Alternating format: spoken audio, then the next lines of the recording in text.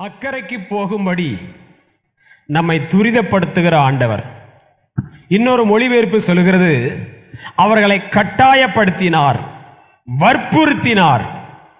அக்கறைக்கு போக வேண்டும் என்று சொன்னால் இக்கரையை விட வேண்டும். இக்கரை விட்டால்தான் அக்கறைக்கு போக முடியும். இக்கரையிலே லாக் இருக்கும்போது, சில பிடிப்பு இருக்கும்போது, அக்கறைக்கு நம்ம எவ்வளவு முயற்சித்தாலும் போக முடியாது, முன்னேற முடியாது. ஆண்டவர் அக்கறைக்கு போவோம் வாருங்கள் என்று இன்னொரு வசனத்தில் நம்ம வாசிக்கிறோம். இந்த பூமி என்பது இக்கரை, அக்கறை என்பது பரலோகம். ஜென்ம சுபாவம் இக்கரை, ஆவிக்குரிய சுபாவம் அக்கறை. பழைய மனிதன் இக்கரை, புதிய மனிதன் அக்கறை. நமக்குள்ள இருக்கிற பொல்லாத சுபாவங்கள், தீய குணங்கள் இக்கரை, அப்படி திவ்ய சுபாவங்கள் அக்கறை. ஒரு மனிதனுக்கு எப்போ பிரச்சனை வரும்னு சொல்லுது அப்படின்னு நீங்கள் நினச்சி பார்த்தீங்கன்னா, ஆண்டவர் ஒரு வார்த்தை சொல்லுவார், அக்கறைக்கு போவோம். அந்த வார்த்தையை பார்த்தவன எல்லாருக்கும் சந்தோஷமாக இருக்கும், ஆகா அக்கறையில் போய் முளைக்கிற வேண்டிதான் அப்படின்னு. ஆனால் என்னைக்கு ஒரு பெரிய வார்த்தை, ஒரு விடுதலையின் வார்த்தை, ஒரு ஜனங்களை ஆசீர்வதிக்கிற வார்த்தை வருதோ, அதற்கு விரோதமாய் எதிர்ப்படுகிற ஒரு எதிர் கிரியையும் எதிர் செயலும் உண்டு. நீங்கள் கிறிஸ்துவுக்காக அடியெடுத்து வைக்கும்போது அவ்வளோ ஈஸியாக ஒன்றும் சாத்தா அவங்கள திறந்து விட்டுற மாட்டான். அல்லது இந்த பாதை என்பது அவ்வளோ ஒரு சிவப்பு கம்பள விரிப்பு மூலமாக நம்ம நடக்க வைக்க மாட்டான். கிறிஸ்தவ ஜீவியம் என்பது அது எப்படிப்பட்ட வாழ்க்கை என்று சொன்னால், முள்ளுகளுக்குள்ள இருக்கிற லீலி புஷ்பத்தை போன்றது. அந்த லீலி புஷ்பம் ரெண்டு விதத்தில் அந்த முள்ளுகளுக்கு உள்ள வச்சிருக்கிறார். ஒன்று, இது வேற எங்கேயும் என்ன செய்ய முடியாது, இந்த லீலி புஷ்பம் திரும்ப முடியாது. இங்க திரும்பினாலும் குத்தும், ஏன்னா முள்ளுகளுக்குள்ள தானே வச்சிருக்கிறாரு. ஆகையினால எங்கே திரும்ப முடியாது. அதே நேரத்தில் இந்த லீலி புஷ்பத்தை எவரும் தொடவும் முடியாது. அல்லேலூயா. ஒரு பக்கம் என்ன ஆண்டவரே அப்படின்னு சில குத்துகள், சில பாடுகள் இருந்தாலும், அடுத்த பக்கம் நம்முடைய பாதுகாப்பை கருதி கர்த்தர் அதற்காகவும் வைத்திருக்கிறார். ஆகையினால இக்கரை என்று சொன்னால் இந்த பூமிக்குரிய வாழ்க்கை. ஆண்டவர் ஒரு மேலான வாக்குத்தத்தம், ஒரு காரியம் சொல்றாரு அப்படின்னா நம்ம உடனே சந்தோஷப்படக்கூடாது. அக்கறைன்னு சொல்றாரு, ஈஸியாக நம்மளை போக விட்டுருவானா சாத்தான், அல்லது மாம்சம் போக விட்டுருமா, எவ்வளவு போராட்டம் இருக்கு. ஆனால் உங்க விசுவாசத்தை மாத்திரம் விட்டுவிடக்கூடாது. அக்கறை என்று சொன்னால் அவருடைய வார்த்தை என்ன செய்யணும், பிடிச்சுக்கிடணும். அவருடைய வார்த்தையை நீங்களும் நானும் உறுதியாக பிடிக்கும்போது இந்த வசனம் நம்மை ஒரு நாளும் கைவிடாது. அல்லேலூயா. அக்கறைக்கு போவோன்னு தான் சொல்லுவார்.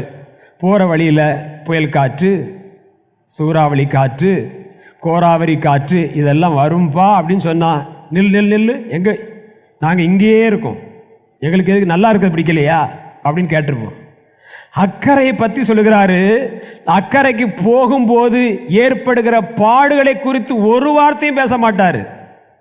பாலும் தேனும் ஓடுகிற நலமும் விசாலமான சத்தத்தை கேட்டாலே நம்ம இதயத்தில் எப்படி இருக்கு, சந்தோஷமா இருக்கு. ஆனால் வனாந்தரத்தை குறித்து ஒரு வார்த்தையும் பேசலை. வனாந்தரத்தை குறித்து பேசியிருந்தா, ஆண்டவரே நாங்கள் ஒழுங்கா எகிப்திலேயே அரை வைத்து கஞ்சோ கா வைத்து கொஞ்சியோ குடிச்சிட்டு எழுந்திருப்போம், நாங்கள் நிம்மதியாக இருந்து போகிறோம். ஏன் அந்த வனாந்தரம்? என்னைக்கு செங்கடலை கடக்காங்களோ, செங்கடல் கடந்து நமக்கு சந்தோஷம், அதுலேயே வனாந்தரம் ஸ்டார்ட் ஆகுது. கிறிஸ்தவ ஜீவியம் என்பது ஆண்டவரை உங்களுக்கு ஒரு சில நன்மையில செஞ்சிருக்கலாம், செங்கடலே பிளக்கக்கூடிய ஒரு பெரிய அற்புதத்தை செஞ்சிருக்கலாம். ஓஹோ, கிறிஸ்தவ வாழ்க்கை என்பது ஒரே அற்புதங்களும் அடையாளம் நிறைந்த வாழ்க்கை அப்படின்னு நீங்க ஆராவரித்துட்டு இருக்கும்போது டக்குன்னு விடுவார் பாருங்க, அந்த வனாந்தரம் துவங்கும். ஆண்டவர் இப்படிலாம் நினைக்கலையே, நினைக்க கூடாது, நினைச்சாதான் வரமாட்டுமே. நீ எப்படியோ கற்பனை பண்ணி, ஆண்டவர் நல்லவர் வல்லவர். ஆண்டவர் என்னைக்குமே ஒரு தேவ பிள்ளை அழைக்கும் போது நயங்காட்டி அழைக்கிறார். எப்படி அழைக்கிறாரு?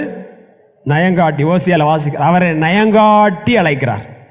அப்படின்னா நயங்காட்டி அழைத்து பிறகு உள்ள வச்சு அவளை உருவாக்குவாரு. அது அம்மாட அப்பாடங்கும். ஆனால் அவருடைய திவ்ய சுபாவத்துக்கு பங்குலோர்களாக மாறிடும். அல்லேலூயா. உங்களுக்கு பாடு கஷ்டம் எதுக்கு வருது அப்படின்னா, சாது சுந்தர் சிங் ஐயா சொல்றாரு, பரலோகத்தில் வந்து எனக்கு வைத்திருக்கிற மகிமையை பார்க்கும்போது அவர் வந்து ஆண்டோட கேட்பார், ஆண்டவரே நான் உமக்காக கொஞ்சம் தானே பாடுபட்டேன், எனக்கு இவ்வளோ பெரிய மகிமையா? இது தெரிஞ்சிருந்தனா இன்னும் கொஞ்சம் பாடுபட்டிருப்பானே அப்படின்னு நம்ம நினைப்போமா? ஆனால் நம்ம நினைக்க மாட்டேன்னா, எம்மாடி இப்போ விட்டா போதுன்னு இருக்கு, எங்கே போய் நிறையா அப்படிலாம் ஏதோ வச்சா. ஒரு தாய் சொன்னாங்க, ஒரு அம்மா சொன்னாங்க, ஆண்டவர் பரலோகத்தில் ஒரு முக்கு மூளையே தாங்க ஆண்டவர், அங்கே ஒரு பெருக்கிற வேலை இருந்தால் கூட புத்தியை பாருங்க, பரலோகத்துலேயும் இந்த அம்மா குப்பையை தான் ஆக்குது, பரலோகத்தில் போய் என்ன செய்வாங்களா? பெருக்கிற வேலையா. கேட்கறது பெருசா கேளுங்கம்மா. செபதேவின் குமாரன் வந்து கேட்கிறாங்க, ஆண்டவரே அப்படி ராஜ்யத்தில் என் மகன் வலது பாசத்திலையும் பெருசா கேளுங்க, அரிதானதை கேட்டாய், கேளு தேவ சமூகத்தில், கேட்கிற எவனும் பெற்றுக் கொள்கிறான். விசுவாசம் வேணும். அல்லேலூயா. தேவ சமூகத்துக்கு வரும்போது ஆண்டவர் பெரியவர் பாருங்க. எப்போ பெரியவர் தெரியும்? ஒரு பெரிய பில்டிங் இருக்கு, பக்கத்தில் போக போக தான் அந்த பில்டிங் எப்படி தெரியும்? நீங்களும் நானும் தூரத்தில் இருக்கும்போது தூரத்தில் இருக்கிற பில்டிங் சிறுசாக தெரியும், அதை பற்றி நினைக்கவே மாட்டோம்.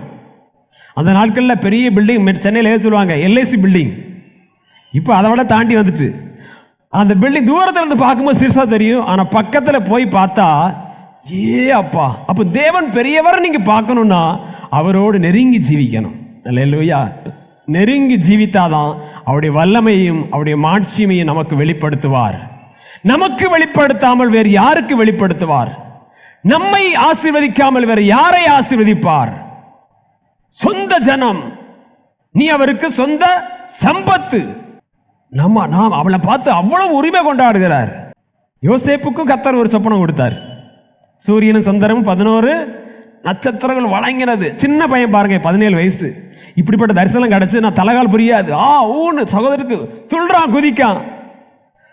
அதை காண்பிச்ச ஆண்டவர், உன்னை எகிப்துக்கு வித்து போடுவாங்க, நீ சிறைச்சாலையில் கிடப்ப, 13 வருஷம் உன் பிராணன் இரும்பில் அடைப்பட்டது போல இருக்கும் அப்படின்னு சொல்லியிருந்தாருன்னா, ஏசப்பா தேவனே, நான் அப்பாவுக்கு செல்ல பிள்ளையாவே இருக்கேன், எனக்கு பல வர்ண அங்கி கிடைக்கும், சாப்பாடு கிடைக்கும், முத்தம் கிடைக்கும், இதெல்லாம் எதுக்கு ஆண்டவரே தரிசனம்?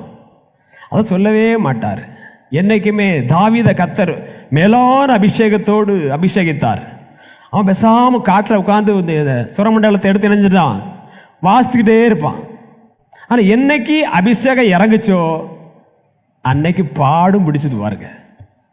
என்னைக்கு தேவ திட்டம், தேவன் நம்மளை வந்து ஒரு பெரிய உயரிய நோக்கத்தோடு பார்க்க ஆரம்பிச்சார்னா நிச்சயமா இந்த ஆசீர்வாதம் தடுப்பதற்கு இந்த ஆசீர்வாதத்தை இவன் பெறவிடக்கூடாதுன்னு சொல்லி எதிராய் கிரியை செய்கிற வல்லமைகளும் உண்டு. ஆனால் ஒரே ஒரு வார்த்தை, அக்கறைப்படுங்கள், அக்கறைக்கு போவோம். அக்கறை அப்படின்னு சொல்லி இருக்கிறதுனால நிச்சயமா இந்த வாழ்க்கை படகு நான் என்ன செய்ய மாட்டேன், மூழ்கி போக மாட்டேன். அல்லேலூயா. ஆண்டவர் நம்மை துரிதப்படுத்துகிறார். அதே நேரத்தில் அந்த வசனத்தை வாசிங்க, மத்திய எழுதின சுவிசேஷம் 8ஆம் அதிகாரம் 23-24. அவர் படவில் ஏறின போது அவருடைய சீஷர்கள் அவருக்கு பின் சென்று ஏறினார்கள். போதும். படகுல ஏறின போது அவருடைய சீஷர்கள் வரமாட்டேன்னு சொல்லி அடம்பிடித்தாங்க. அப்படியே போட்டிருக்கு, மான்குட்டி போல பின்னால கீழ்ப்படிஞ்சு போகுது. ஆனா இந்த படகை தான் அலை சோதிக்கு.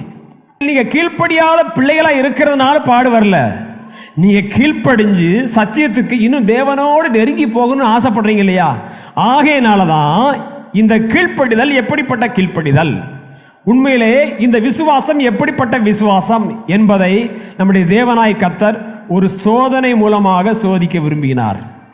அவர் கரையில் எத்தனையோ அற்புதம் செஞ்சார். வனாந்தரத்தில் 5 அப்பம் 2 மீனையும் கொண்டு 5000 பேருக்கு போஷித்தார். கரையில் அவருடைய அற்புதம் முடியுது. சீசர்களுடைய மனசுல ஒரு கேள்வி, இவர் சும்மா கரையில தான் ரொம்ப அற்புதம் செய்வாரோ, கடல்ல செய்ய மாட்டாரா அப்படிங்கிற மாதிரி ஒரு எண்ணம் வந்திருக்கலாம். கொந்தளிக்கிற கடல்லையும் அவர் செய்ய முடியும். அல்லேலூயா. அமைதியான தரையிலையும் செய்ய முடியும், கொந்தளிக்கிற கடலிலையும் செய்ய முடியும். ஏனென்றால் அவர் சிருஷ்டிகர், எல்லாம் அவருக்கு அடங்கி இருக்கிறது. அவருடைய வல்லமையை வெளிப்படுத்துவதற்காக தான் கர்த்தர் அக்கறை போகும்படி நம்மை துரிதப்படுத்துகிறார். பின் சென்று ஏறினார்கள். வசனம் சொல்லுது, தேவபக்தியாய் நடக்க மனதாய் இருக்கிற யாவரும், அந்த மனசு அக்கறைக்கு போகணும், இயேசுவோடு நெருங்கி சேரணும் அப்படின்ட்டு நம்ம ஒரு கீழ்ப்படிஞ்சு முதல் கால் எடுத்து வைக்கும்போது அந்த மனசு வந்தாலே என்ன வந்துடும்? துன்பம் வந்துடும். ஆனால் துன்பம் தான் போட்டிருக்கு. ஆனால் இந்த துன்பத்தில் கிறிஸ்தவர்கள் யாரும் நீங்கள் வனாந்தரத்தில் இஸ்ரவேல் ஜனங்கள் நடந்த விதத்தை நீங்கள் பார்த்தீங்கன்னா, பசியினாலேயோ அல்லது பட்டினினாலேயோ இயற்கை பேரழிவினாலேயோ அழிஞ்சவங்க யாரையும் நீங்கள் அடையாளம் காட்ட முடியாது. ஆனால் ஒன்றே ஒன்று, அவிசுவாசம், பாவம், இது மரித்தவர்கள் அநேகர். ஆகையினால கிறிஸ்தவ வாழ்க்கையில் பொருளாதாரத்தில் சரிவினால அல்லது வியாதி பலவீனத்தினால, குடும்ப பிரச்சனையினால அல்லது எத்தனையோ விதமான போராட்டங்களால நம்ம அழிஞ்சு போவதை விட ரகசியமான பாவங்கள், தேவனை அருவருக்கக்கூடிய ஏதோ மறைவான காரியங்கள், அவிசுவாசம், இப்படிப்பட்ட பொல்லாத இருதயம் இவைகள் இருக்கும் என்று சொன்னால் இவைகள் நம்முடைய ஆவிக்குரிய வாழ்க்கை முயற்சியை தடுக்கும், அக்கறைக்கு போக விடாது. ஆண்டவர் அக்கறைக்கு அப்படின்னு சொல்லிட்டாரு. ஆனா ஆண்டவர் ஒரு தனிமையை விரும்புகிறார் பாருங்க. தேவனோடு அப்படின்னா அவருடைய பூமியில 5 அப்பம் 2 மீனையும் கொண்டு 5000 பேருக்கு போஸ்தாச்சு. ஒரு வேலை முடிஞ்சது, அடுத்த ஒரு வேலைக்காக பிதாவிட்ட என்ன வாங்கணும்? சார்ஜர் வாங்கணும். ஒவ்வொரு நாளும் தேவனுடைய கிருபையை பெறுவதற்கு நேற்று உள்ள கிருபை இன்னைக்கு உதவாது. ஏன்னா அவருடைய வசனம் சொல்லுது, காலை தோறும் அவருடைய கிருபைகள் புதியவைகளை பெறுவதற்கு நீங்களும் நானும் ஆயத்தமாகி காத்திருக்க வேண்டும். ஆகையினால மறுநாள் ஊழியத்துக்கு தேவையான வல்லமையை பெறுவதற்காக அவர் மலை மேலே ஏறி அவர் தனித்து ஜெபம் பண்ணுகிறார். தாவீதை குறித்து வாசிக்கும் போது தாவீது எப்பொழுதும் ஜனங்களோடு தங்க மாட்டாராம். அந்த வசனத்தை வாசிங்க, 2 சாமுவேல் 17:8. மேலும் ஊசாய், உம்முடைய தகப்பனும் அவன் மனுஷரும் பலசாலிகள் என்றும் வெளியிலே குட்டிகளை பறிகொடுத்த கரடியைப் போல மனமெருகிறவர்கள் என்றும் நீர் அறிவீர். உம்முடைய தகப்பன் உத்த வீரருமாய் இருக்கிறார். அவர் ராக்காலத்தில் ஜனங்களோட தங்க மாட்டார். அல்லேலூயா. ராக்காலங்களில் ஜனங்களோடு தங்க மாட்டார். ஆண்டவராய் இயேசு கிறிஸ்துவும் அதே சாயலை பிரதிபலிக்கிறார். ஜனங்களோடு தங்க மாட்டார். யாக்கோபு பிந்தி தனித்திருந்தான். எல்லாவற்றையும் அக்கறைப்படுத்திட்டு நீங்க ஜெப நேரத்தை தனித்து தேவனோடு செலவு பண்ணலைன்னா மறுநாள் உண்டான போராட்டத்தையும் மறுநாள் வர இருக்கிற பாடுகளையும் நீங்களும் நானும் எதிர்கொள்ள முடியாது. ஏன்னா நாட்கள் பொல்லாதவைகளாய் மாறுகிறது. இன்னைக்கு ஞாயிற்றுக்கிழமை இது பொல்லாதது, திங்கட்கிழமை இதை விட பொல்லாதது. ஒவ்வொரு நாளும் பொல்லாததாய் மாறும்போது அதற்கேற்ற கிருபையை பெறுவதற்காக நீங்கள் நானும் தனித்து தேவனோடு கூட இருக்க வேண்டும், அல்லது உங்களை தனிமைப்படுத்திக் கொள்ள வேண்டும். யாக்கோபு தன்னை இணைஞ்சான், தனிமைப்படுத்திக் கொண்டான். அதே போலதான் ஆண்டவராய் இயேசு கிறிஸ்து சீசரை துரிதமா அனுப்புறாரு. ஏன்? இவர் செஞ்ச செய்ய வேண்டிய வேலை ஏராள வேலை. அதுக்கு பிதாவா முகத்தை நோக்கி பார்த்தாதான் அந்த பலன், அந்த சத்துவம், அந்த கிருபை, அந்த அபிஷேகத்தோடு தான் அந்த ஊழியத்தை செய்ய முடியும். நேற்றுள்ள கிருபை வச்சு இன்னைக்கு செய்ய முடியாது. இன்னைக்குள்ள கிருபை நாளைக்கு உதவாது. ஒவ்வொரு நாளும் ஒரு புதியதாகலுக்காய் காத்திருக்க வேண்டும் என்று சொன்னால் நீங்களும் நானும் ஆண்டவரோடு கூட தனித்து இருக்க வேண்டும். அல்லேலூயா. அப்படி போகும்போது எது சந்திக்கிறது? காற்று சந்திக்கிறது. என்ன காற்று? தென்றல் காற்று அடித்தா நல்லா இருந்திருக்கும். ஆனால் அது மாதிரி நினச்ச மாதிரி வரலையே. கீழ்ப்படிஞ்சு போகிற பிள்ளைகளை ஒரு தென்றல் காற்று வரவேற்றா நல்லா இருக்கணும். ஆனால் அந்த காற்று வரல. பொதுவாக ஒரு 3 விதமான காற்றை சொல்கிறேன். ஏசாயா தீர்க்கதரிசன புஸ்தகம் 64 அதிகாரம் 6 வசனம். ஏசாயா 64:6. அக்கிரமமாகிய காற்று. வாசிங்க. ஏசாயா 64:6. நாங்கள் அனைவரும் தீட்டானவர்கள் போல இருக்கிறோம். எங்களுடைய நீதிகள் எல்லாம் அழுக்கான கந்தை போல இருக்கிறது. நாங்கள் அனைவரும் இலைகளைப் போல உதிர்கிறோம். எங்கள் அக்கிரமங்கள் காற்றைப் போல எங்களை அடித்து கொண்டு போகிறது. எங்கள் அக்கிரமங்கள் காற்றை போல எங்களை அடித்து கொண்டு போகிறது. தேவனோடு நெருங்கி சேரக்கூடாதபடிக்கு தடுத்து நிறுத்தும் முதலாவது பாவம் அக்கிரமம். அக்கிரமம் என்று சொன்னால் கிரமத்தை மீறுவது. இதை குறித்து மத்தேயு 7 அதிகாரம் 22 வசனத்தில் வாசிக்கிறோம். அந்த நாட்கள் அநேகர் சொல்லுவாங்க, ஆண்டவர் ஒரே ஒரு வார்த்தை சொல்கிறாரு, அக்கிரம செய்கைக்காரரே என்னை விட்டு அகன்று போங்கள். அப்போ அக்கிரமம் நம்முடைய வாழ்க்கையில் இருக்கும்போது இது மறுகரையை அக்கறை போக நம்மை விடாது. இரண்டாவது, யோபு 8ஆம் அதிகாரம் 2ஆம் வசனம், பலமான காற்று. நீர் எந்த மட்டும் இப்படிப்பட்டவைகளை பேசுவீர்? எதுவரைக்கும் உம்முடைய வாயின் வார்த்தைகள் பலமான காற்றை போல் இருக்கும். உங்களுடைய வாயின் வார்த்தைகள் பலமான காற்று. ஒவ்வொரு நாளும் பேசுகிறோமா இல்லையா? ஒவ்வொரு நாளும் எவ்வளவு அவிசுவாசம் பேச முடியுமோ அவ்வளோ வார்த்தை பேசுகிறோம். எதிர்த்து பேசுகிற வார்த்தை, கீழ்ப்படியாத வார்த்தை, இதில் வாயின் வார்த்தைகள் பலமான காற்று. அன்னைக்கு இஸ்ரவேல் ஜனங்கள், நாங்கள் மோசையை பார்த்து சொன்னாங்க, எங்களெல்லாம் சாகும்படிக்க அந்த வனாந்தரத்தில் கொண்டு வந்தீர். ஆண்டவர் அவங்களை அழிக்கணுங்கிற சித்தமே கிடையாது. ஆண்டவர் சொன்னார், என் செவிகள் கேட்க சொன்ன பிரகாரம் உங்களுக்கு செய்வேன். நீங்க என்ன சொன்னீங்க? வனாந்தரத்தை சாகவா கொண்டு வந்து சேர்த்தீர். ஆண்டவர் நம்ம சாகும்படி நம்மளை கொண்டு வரல. ஆனா இந்த ஜனங்களுடைய வாயின் வார்த்தை பொல்லாத வார்த்தை. இன்னொரு சங்கீதத்தில் ஒரு வசனம் உண்டு, அவளுடைய தொண்டை திறக்கப்பட்ட பிரேத குழி. வாயை திறந்தாலே போதும் அவிசுவாசமான வார்த்தை, அவநம்பிக்கையான வார்த்தை. இந்த வார்த்தை இருந்தால் அக்கறைக்கு நீங்களும் நானும் போய் சேர முடியாது. அவிசுவாசமான பேச்சு அல்லது அவிசுவாசமான வார்த்தை, தேவன் உங்களுக்கு ஒரு விசுவாசத்தில் உங்களை உயிர்ப்பிக்கணும்னு சொல்லி எத்தனையோ வாக்குத்தங்கள் கொடுத்திருக்கலாம். அதற்கு ஒரே ஒரு காரியத்தை எதிர்பார்ப்பாரு, விசுவாசம். அந்த விசுவாசத்தை நீங்களும் நானும் காத்து கொள்ளாதபடி தேவனுடைய வார்த்தைக்கு விரோதமாகவே பேசிக்கிட்டு இருக்கீங்க. தேவன் உங்க மேல பெரிய திட்டம் வச்சிருக்கிறாரு, உங்க குடும்பத்து மேல பெரிய திட்டம் வச்சிருக்கிறாரு. ஆனா இன்னைக்கு அது சுதந்திரிக்க கூடாதபடிக்கு அவிசுவாசம் தடுக்கிறது. அவிசுவாசம் ஒரு பெரிய காற்று. உமது வாயின் வார்த்தை பலமான காற்று போல இருக்கும். இது நம்மை மறுகரை என்ன செய்யாது? சேர விடாது. ஆகையினால் நம்முடைய வாயின் வார்த்தைகளை குறித்து ரொம்ப எச்சரிக்கையா இருக்கணும். மனுஷர் பேசுகிற வீணான வார்த்தைகள் நிமித்தமாக ஒவ்வொருவரும் நியாய தீர்ப்பு நாளிலும் என்ன செய்யணுமா? கணக்கு ஒப்புவிக்க வேண்டும். கெட்ட வார்த்தைன்னு போடல, வீணான வார்த்தை. அப்படின்னா வீண் வார்த்தையில சொல்லி அலப்பக்கூடாது. ஜெபத்தில் வீண் வார்த்தை சொல்லி அலப்பக்கூடாது. மனுஷன்கிட்ட பேசுறத குறைச்சிட்டு தேவன்கிட்ட பேசுறத கூட்டணும். பக்தனாகிய மோசையை குறித்து நீங்க ஃபுல்லா நீங்க வாசிக்கும் போது, கர்த்தர் மோசையை நோக்கி, மோசே தேவனை நோக்கி, இது கிட்டத்தட்ட 150 முறை எழுதியிருக்கு. எத்தனை தடவை? 150 முறை. ஒருவேளை அவருடைய கல்லறையில் எழுதப்பட்டிருந்தா எப்படி எழுதப்பட்டிருக்கும்? இவர் மனுஷனோடு பேசாமல் தேவனோடு அதிகம் பேசியவர். அல்லேலூயா. இதே போல தேவனோடு பேசுகிற அந்த உரையாடலை, தேவனோடு நெருங்கி பழகிற அந்த சம்பாஷணை, எப்படி ஏதேன் தோற்ற உறவு, ஏனோக்கை போன்ற உறவு, இந்த உறவு புதுப்பிக்கப்பட்டால் ஒழிய நாம் மறுகரை போய் சேர முடியாது. நீங்கள் யாரோடு பேசி கொண்டிருக்கிறீர்கள்? சொல்லுவாங்க, உன் நண்பன் யார் என்று சொல், நீ யார் என்று சொல்லுகிறேன். நீங்க உலகத்திலேயே நீங்க உட்கார்ந்து உலக காரியத்தையே நீங்க பேசிட்டு இருந்தீங்கன்னா மறுகரை போய் சேர ரொம்ப கஷ்டம். உங்கள் வாயின் வார்த்தை பலமான காற்று, இது மறுகரை போய் சேர விடாது. ஆகையினால வாயின் வார்த்தைகளை குறித்து எச்சரிக்கையா இருக்க வேண்டும். அடுத்தது யோபு 1ஆம் அதிகாரம் 19ஆம் வசனம். யோபு 1:19. வனாந்தர வழியாய் பெருங்காற்று வந்து அந்த வீட்டின் 4 மூலையிலும் அடிக்க அது பிள்ளைகளின் மேல் விழுந்ததினால் அவர்கள் இறந்து போனார்கள்.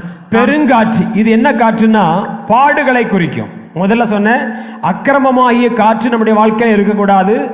வாயின் வார்த்தை பலமான காற்று, இது இருக்கக்கூடாது. 3வது பாடுகள், இது அநேகருடைய வாழ்க்கையை சின்னாபின்னம் ஆக்கிட்டு. சிலர் நிறைய பேர் பாடுகளை கண்டு மனம் சோர்வடைந்து போகிறார்கள். பாடுகள், யாருக்கு பாடுகள் கிடையாது? பயனில்லாத ஜீவியத்துக்கு பாடுகள் கிடையாது. நீங்களும் நானும் ஆண்டவருக்கு பிரயோஜனமா 4 பேருக்கு பிரயோஜனமா இருக்கணும்னு நினைச்சீங்கன்னா உங்களுக்கு என்ன உண்டு? பாடுகள் உண்டு. குமாரனாய் இருந்தால் பாடுகள் உண்டு, பிள்ளைகளாய் இருந்தால் பாடுகள் உண்டு. தகப்பன் சிச்சியாத புத்திரன் உண்டோ? அப்போ கர்த்தர் நமக்கு பாடு வைத்திருக்கிறார் அப்படின்னு சொன்னா, நீ எனக்கு பிள்ளைங்கிறதை அடையாளப்படுத்துகிறார். அந்த அடையாளம் உன் மேல இருக்கு. ஆகையினாலதான் நமக்கு பாடுகள் வருகிறது. ரோட்ல போற பிள்ளைய நம்ம வந்து அடிக்க கீழ்ப்படியாம இருந்தாலும் செய்யாதன்னு சொல்லுவோம். ஆனா ஓங்கி அடிக்க மாட்டோமே. ஓங்கி யாரை கண்டிப்போம்? நம்முடைய சொந்த பிள்ளை. அல்லேலூயா. அதே போலதான் பாடுகள், போராட்டங்கள், இவைகளை கண்டு பயப்படக்கூடாது. இவைகளை கண்டு சோர்ந்து போனவங்க நிறைய பேர். பாடு, பிரச்சனை, வேதனை, குடும்பத்தில் பிரச்சனை, இந்த பாடுகளை கண்டே மனம் சோர்ந்து போய், ஏன்னா 3 விதத்திலையும் பாடு உண்டு. ஆவி, ஆத்துமா, சரீரம். என் ஆத்துமா கலங்குகிறது, என்ன சொல்லுவேன்? மனுஷகுமாரனாகிய ஆண்டவராய் இயேசு கிறிஸ்து கூட ஒரு கலக்கத்துக்குள்ள ஆவியில பெருமூச்சு விட்டார்ன்னு இருக்கு. சரீரத்திலையும் பாடு, 3 விதமான பாடுகள் இருந்துச்சு. ஆனாலும் பூரணராக்கப்பட்டார். அல்லேலூயா. பாடுகள் தான் ஒரு மனிதனை பூரணமான ஒரு வடிவத்தை கொடுக்கிறது. என்னதான் இருந்தாலும் நம்ம சில பாடுகள், சில கஷ்டங்கள் வந்த பிறகு நம்முடைய குணத்தை திரும்பி பார்த்தா கொஞ்சம் நம்ம இருந்திருக்கோம், திருந்தி இருக்கோம். பாடுகள், அதாவது கற்றுக்கொண்டேன். பாடுகள் தான், பாடுகளின் பள்ளிக்கூடத்தில் தான் பிரமாணங்களை கற்றுக்கொள்ள முடியும். பிரமாணங்கள் தெரியல அப்படின்னா, சட்டத்திட்டங்கள் நமக்கு தெரியல அப்படின்னா, வேதத்தின்படி நமக்கு சில ஆண்டவர் நிறைய வாக்குத்தத்தங்களையும் விடுதலை வச்சிருக்கிறாரு. இந்த சட்டத்திட்டங்கள் நமக்கு தெரியாமல் போகிறதுனால இப்படிலாம் இருக்குமா, இப்படிலாம் இருக்குமா. ஆகையனாலதான் வசனத்தை கேட்கும் போது கவனமா கேட்கணும். தேவ பிள்ளைக்கு எல்லா விதத்திலையும் பாடுகள் உண்டு. ஆனா இந்த பாடுகள் உங்களை ஒரு நாளும் இந்த பாடுகளுக்குள்ளே அனுமதிக்கிற ஆண்டவர், அதுல இருந்து வெளியே வரும்போது, நீங்க உள்ளே போகும்போது மனுஷ சாயலாய் போவீர்கள், வெளியே வரும்போது தெய்வ சாயலாய் மாறுவீர்கள். அல்லேலூயா. உங்களுக்குள்ள இருக்கிற பதர் நீக்கப்படும், களிம்பு நீக்கப்படும், உங்களுக்குள்ள இருக்கிற பிசுறுகள் நீக்கப்படும். அந்த சோதனையாகி உழைக்குள்ள போயிட்டு வந்த பிறகு உங்கள் முகம் தேவனுடைய முகம் போல பிரகாசிக்கும். அல்லேலூயா. இப்பொழுது ஆராதனையில் பிரகாசிப்பது போல பிரகாசிக்கிறீங்களா? முகம் பிரகாசிக்குதா இல்லையா? எல்லாரும் ரொம்ப துக்கத்தில் இருந்த மாதிரி இருக்கு. நம்மளே பாடுபட்டு போய் வந்திருக்கோம், இவர் வேற பாடுங்கிறாரு. அல்லேலூயா. பாடு இல்லாமல் பாடல்கள் கிடையாது. பாட்டு பாடுறோமே, தாவீதுக்கு அவ்வளவு பாட்டு எங்கிருந்து வந்துச்சு? பாடுகளினால தான் பாட்டு வந்துச்சு. அவர் ஸ்தோத்திர பாட்டை பாடின பின்பு எங்க போனாராம்? ஒலிவமலை பாடுபட போறாரு. என்ன பாட்டு? நம்ம என்ன கல்வாரி பாடு, என் தேவனே ஏன் என்னை கை விட்டீரோ, அந்த பாட்டு. அவர் ஸ்தோத்திர பாட பாடுறாரு. பவுலும் சீலாவும் தேவனை துதித்து பாடினார்கள், நம்ம முறுமுறுத்து பாடுவோம். இதான் வித்தியாசம். இப்படிப்பட்ட பாட்டில் நிறைய வித்தியாசம் இருக்கிறதுனால நமக்கு ஜெயமே இல்லை. அல்லேலூயா. ஒரு பாட்டு உண்டு, பாடுவேன் பரவசமாகுவேன் பரந்தோடும் இன்னலே, பாடுவேன் பரவசமாகுவேன் பரந்தோடும் இன்னலே என்று மாறும் எந்தந்துயரம் என்றே மனமும் ஏங்கையில் என்று மாறும் எந்தந்துயரம் என்றே மனமும் ஏங்கையில் மாறாவின் கசப்பை மதுரமுமாக்கி, மாறாவின் கசப்பை மதுரமுமாக்கி மகிழ்வித்த மகிபனையே, மகிழ்வித்த மகிபனையே பாடுவேன் பரவசமாகுவேன் பரந்தோடும் இன்னலே, பாடுவேன் பரவசமாகுவேன் பரந்தோடும்